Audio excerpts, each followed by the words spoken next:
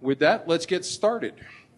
Sir, it's yours. Thank you. Welcome, everybody. So I've been hanging around here for the last 2 days. I've seen a couple talks, the keynotes, and every talk that I go to, there's always a common theme. No matter what the subject of the talk is, somehow the human risk factor always comes up, that we need a more core change in how we associate ourselves with end users, with people, to better the security and to the culture. I tend to see this as a village. It takes a village to raise a baby. It takes a community of security people to incorporate more change into non-security people. It's all of our jobs to make security something that is a positive and not something that is negative. I saw Allison Miller talk about the behavioral economics and behavioral science of change, and then Josh Corman come up with his How to Lose Friends talk. The Alex Stamos, I don't know if anybody caught the black hat talk this morning. He was talking about the empathy gap, that there is a gap between people and us, and us as the security community, and we need to figure out how to fill that gap.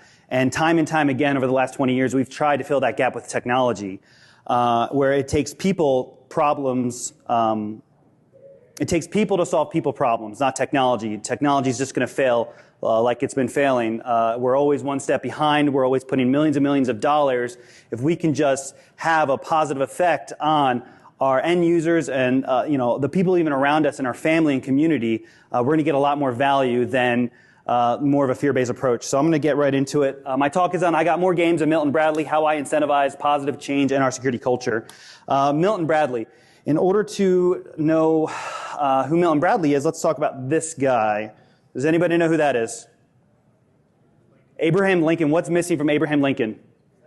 His beard and his hat. You're right. I'm going for his beard, though. So during the middle of Abraham Lincoln's 1860 presidential campaign, a little girl wrote to him and said, "Hey, Abe, you should grow a beard."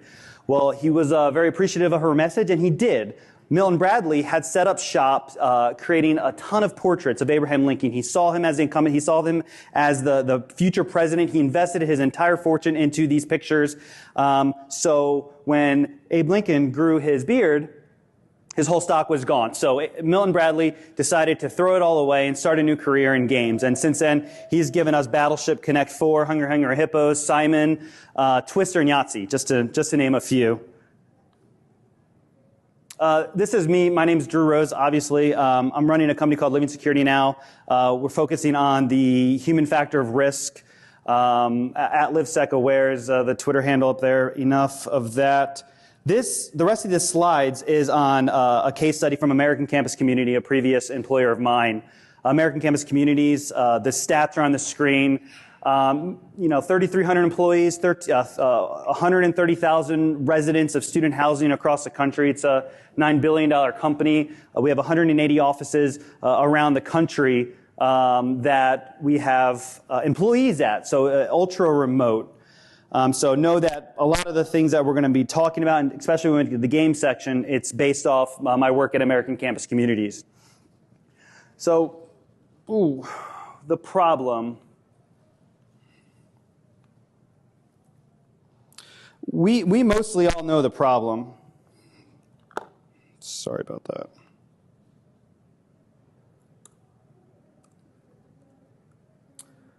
Yeah, let's talk about the agenda first. So we're going to talk about the problem. The problem's going to be really quick through in. A lot of us already know what the problem is with traditional security awareness training and mandatory compliance. We're going to talk about the solution, how we can leverage games, actual board games, card games, in-your-face games, to do so. And then we're going to give you a couple concepts of how to go to your organization and build these games or play these games with some of your employees. And I feel, back to the village topic, if you're not the security awareness person on your team, there's still going to be some really great takeaways that you can bring to your company and provide an impact.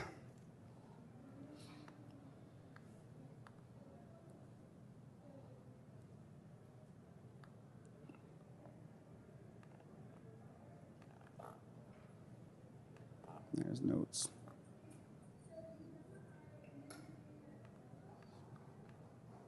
Okay, so the problem is for the last 10 years, security awareness training has been, very strictly compliance-based. PCI, HIPAA, NIST have all said, thou shalt have security awareness training. So we did it. So what do? We got these really cheap, really crappy animated videos where we assign to the employees and say, watch this for 30 minutes or an hour a year and you're secure. We may do a phishing assessment every quarter. It's cheap, it's easy, it's testable. Those are the good things. It's not realistic. It gives a false sense of security. It kills the relationships. As soon as I assign you training as a new employee at a company, I'm already putting kind of a hardship on your life. You have to take an hour out of your day to do this training.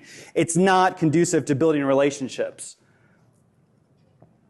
So what is the solution? My approach is this recognition, reward, and relationship. So I want to recognize you as a person, who you are, what makes you tick, what makes you not tick, what makes you successful, and I want to play on that. I want to give you choice. If you don't want to watch a video, if you want to read a book, if you want to go to a talk, if you want to do something on your own to be more aware and be a better employee in terms of security, then let's do it. I want to reward you for doing the right thing. I want you to make a positive impact on my company, so I want to reward you, whether that's, swag we're going to talk about, whether that's, a fun game to play that, takes some time out of your day, whether that's enjoying time with your friends. And ultimately, I want to do these things to build a relationship. If I have a relationship with everybody in my office, when something comes up, like an incident, like ransom or spam or phishing email, when they do something dumb, like lose their laptop, they know who I am. They know my face. They know to come to me. They know that I'm a decently nice guy and I'm not going to badger them or fire them for it, that I need to know as fast as I can to secure the incident. So the relationship is key, and I will spend money on swag versus money on training videos, because I know that's going to be a more effective approach to build that relationship. So let's get into the games. This is some work done. I have all the sources on the top right. I'm going to publish this deck if you want to do your research. There's 4 games fall into 4 different categories of fun: easy fun, hard fun, people fun, and serious fun. Your easy fun, these are a lot of video games fall into easy fun. They touch on your curiosity, they fill attention, you want to figure it out. It's very exciting, there's a lot of adventure. Mario Kart, Life, a lot of video games fill this category.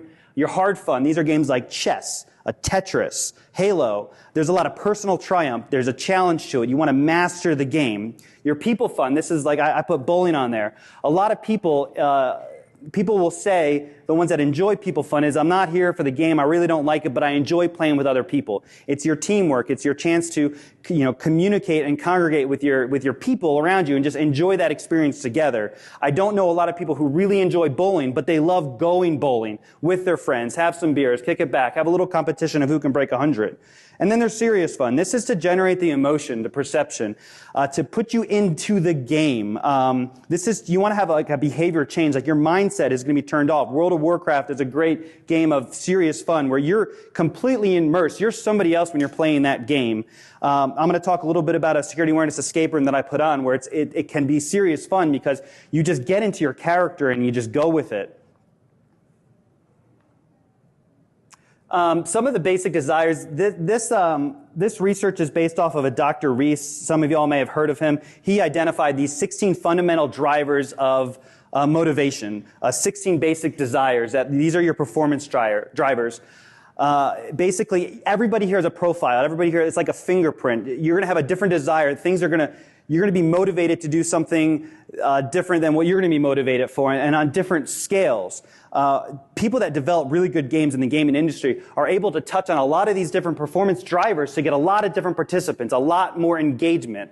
We'll go through some of the examples of these drivers, and with each of the basic desire, I've associated a game that kind of encapsulates that basic driver.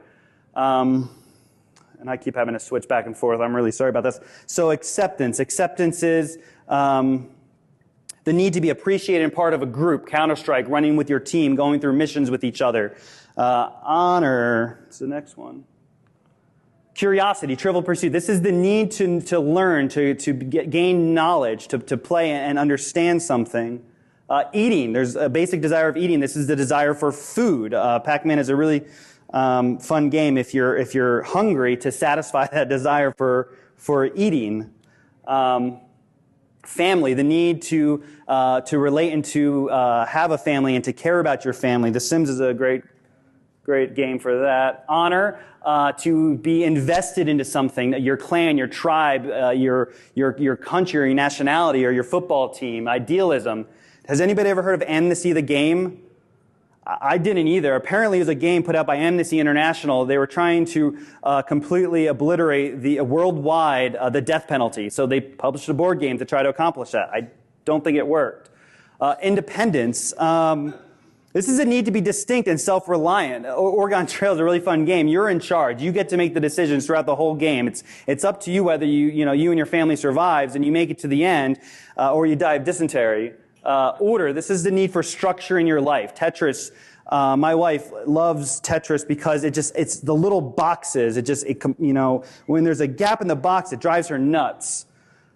Physical activity, the need to be playful, the need to get physical with an activity. Twister, football, a lot of sports games can fall into this category.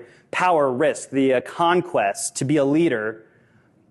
Romance, life. This was one of Milton Bradley's first games, actually, and there's a lot of really dark stuff happening in the first games of life. You guys can take a look at it later. But you're playing the game of life, you're getting married, you're having kids, all that good stuff. Saving Pokemon. I'm going to try to get through this a little bit quicker. Social status, Warcraft. You get to point 75 or what. I never played Warcraft. I'm sorry, I'm a terrible nerd.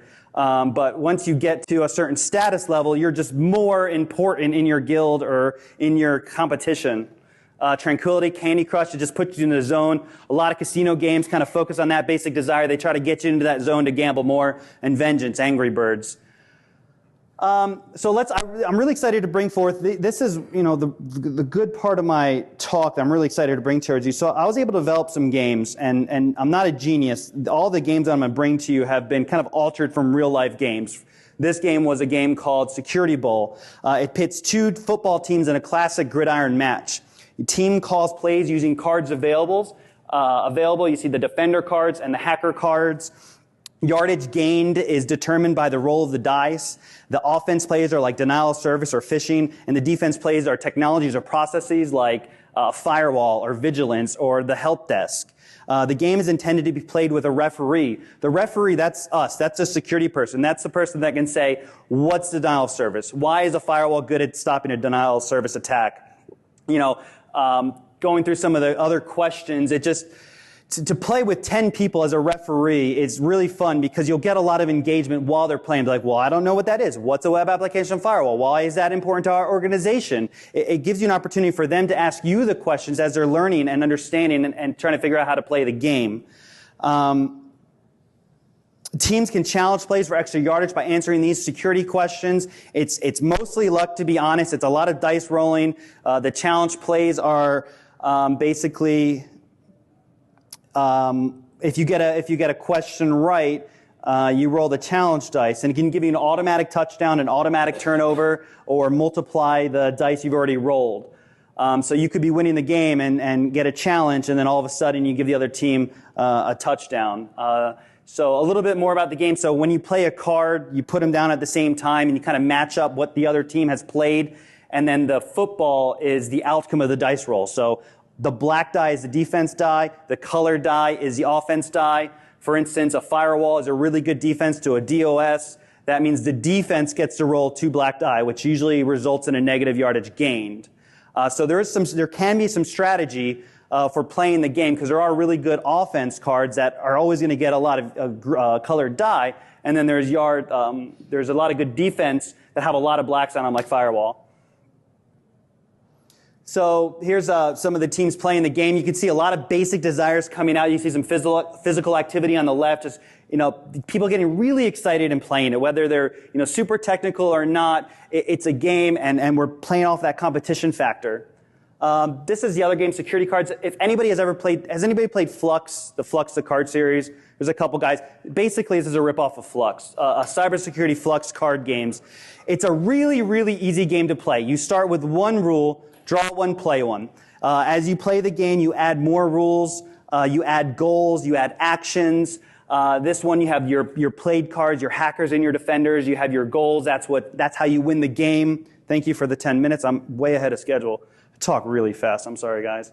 The defender goals. That's how you play. That's how you win the games. The action, you have a lot of fun with action. One of my favorite cards in the deck is What's My Alias card, where everybody playing the game has to choose an alias, and as they're talking, they have to throw their alias on at the end of their sentence every time where they lose a turn. So it turns into something fun like, oh, my alias is what? So, I'll say something and then always end the sentence in what, and you can be really creative with this game. Again, this game is intended to be played with a referee or a security, semi-expert, somebody that can explain, how a web application firewall stops a SQL injection.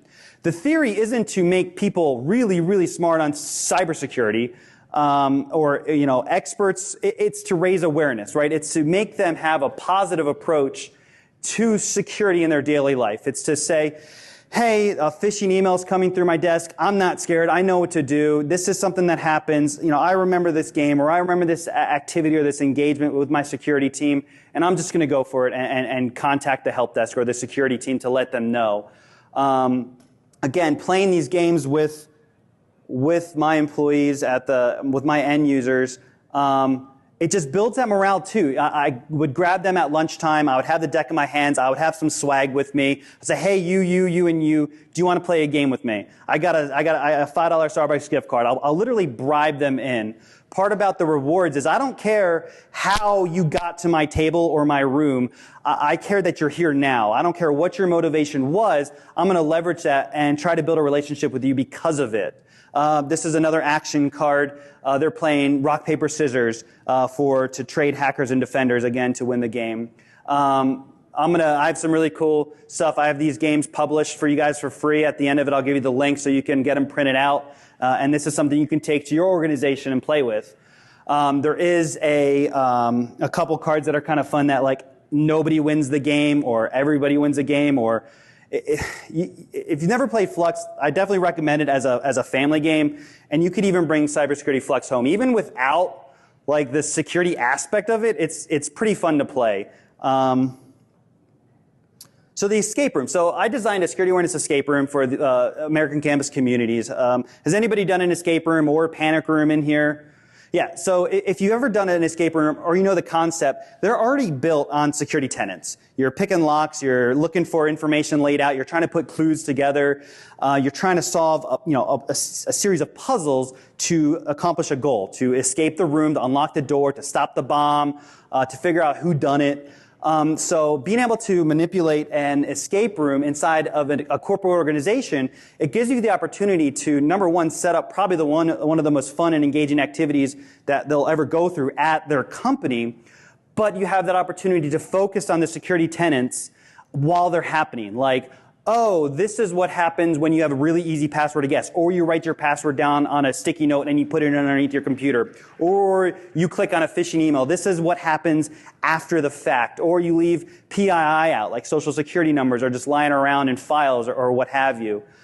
So develop the escape room. I touched this one. I'm going to give it away. This one, the biggest security tenet I touched on was insider threat. So we had teams of, I think, 5 or 6 go through it. Before the teams came into the room, I found one person and I gave them a cell phone. And they were the insider. They were the rat. They were the whodunit person. And their goal was to sabotage the rest of their team from solving the puzzles. And if they didn't make the time, the 45 minutes, they won. If they made it under the 45 minutes, the team won and they lost. And the tell was, so I gave them a cell phone and just put it in their pocket.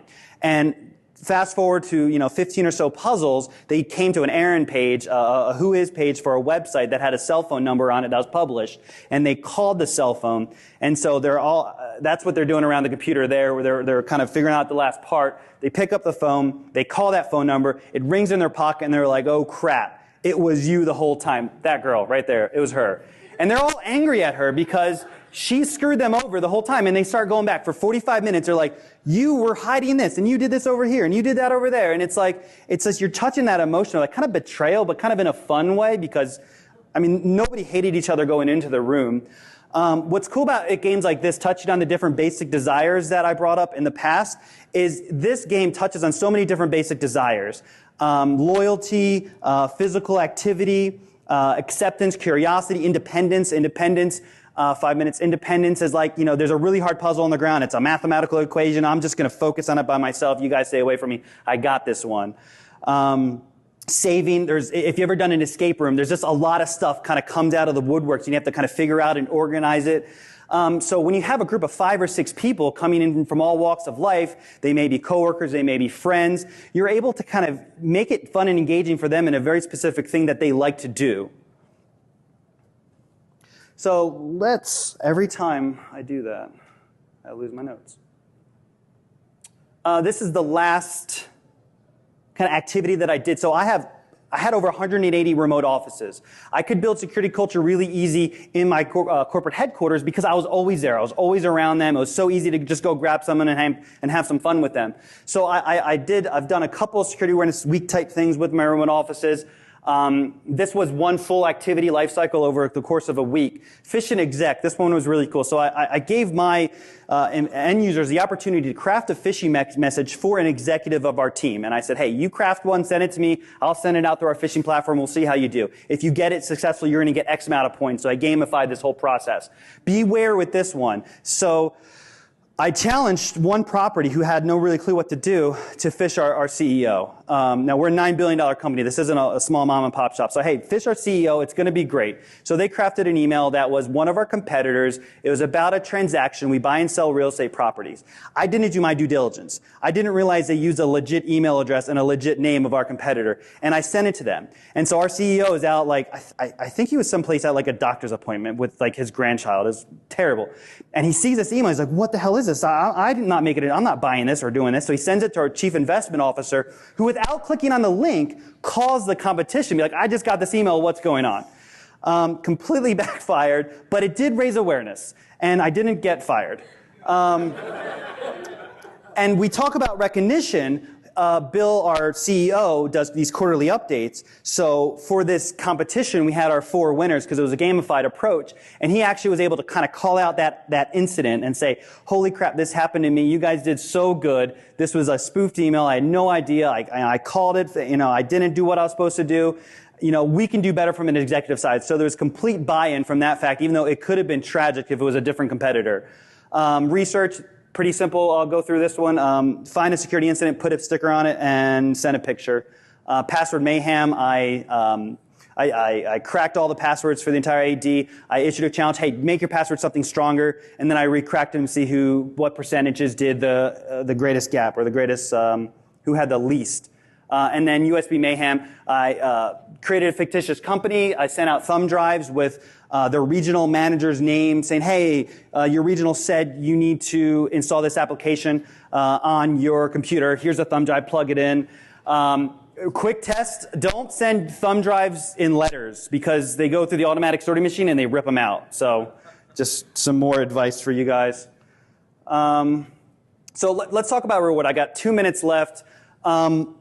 Reward, again, you've heard a little bit through my methodology of how I do rewards. I want them to be memorable. Memorable, meaning something that when they see it, like a trophy or a pennant, that they're going to remember that event, that they're going to be like, oh, yeah, it's just that instantaneous little vibe of that was fun, that was exciting, that was great. Viral, this is something like, fidget spinners were too viral. I actually completely bypassed the fidget spinner craze. But I did a swell bottle where I bought swell bottles for everybody. If you came and participated in one of my security awareness games, you got a swell bottle. I had maybe 75% of people signed up. And then after the first day, when they realized they're getting this awesome brand new swell bottle that was custom branded, I got another 15% the days later. They saw how much fun people were having and what they were getting for doing it. And they went on. Unique. And I wanted to bring it. Aaron's Thinking Putty is something you can brand. It's a lot of fun. It's like kind of like a Play-Doh for adults. Moleskin notebooks. I did gumball machines. You can actually brand gumballs. I don't know if you knew that. So I had branded gumballs with little printed malware mouses, I called them, on the gumballs. Quality, no longer should we do pens, highlighters, crap like that. Invest in Yetis, swell bottles. I've done Amazon smart home gift packs and tile GPS tracker systems. That never works. So how? This is, I'm not going to go too deep into it. Pick a game that you like. Yep, I'm going to stop now. He's yelling at me. If you can screw up, I'll turn into that if you don't do a good job. Here are some ideas for games that you can do. Again, I'm going to get to this deck out to you.